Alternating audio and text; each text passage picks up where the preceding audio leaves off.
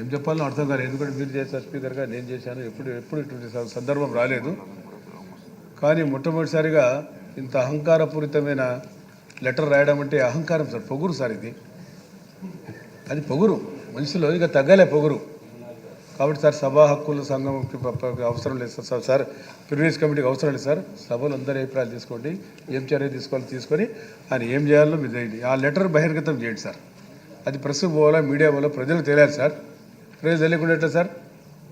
ప్రజలకు తెలియజేయండి. ఆయన అహంకారం ఎంతో, ఆయనకు ఎంత పొగురుందో. 10 మంది 11 మంది గతంలో కూడా జనార్దన్ రెడ్డి 1994-99 దగ్గర చేశారు. అప్పుడు కూడా 10% ఏదో బుచ్చయ్య చౌదరి గారు తెలుసు. అప్పుడు 10%, 27 మెంబర్స్ ఉన్నారు సార్. మొత్తం 27 27 మెంబర్స్ నేను ఉన్నాను అప్పుడు.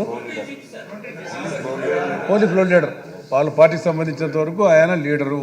ఉపేంద్ర గారు ఏ రకంగా తెలుగుదేశం పార్టీకి పార్లమెంట్లో లీడర్గా ఉన్నారో ఆ రకంగా ఉన్నాడు. కానీ సార్ మళ్ళీ ఇంత అహంకారం ఎట్లా సార్? ఆయన ఏం చేయాలో సభ హక్కు ప్రివిలేజ్ అవసరం లేదు సార్. సభ బుచ్చయ్య చౌదరి గారు చెప్పినట్టు సభలో అందరి అభిప్రాయాలు తీసుకొని దాని మీద చర్య తీసుకోవాల్సిందిగా మేము నడిపిస్తున్నాం సార్. ఇది కాపాడాలి సార్, ప్రజాస్వామ్యాన్ని కాపాడాలి. Thank you sir. రాజుగారు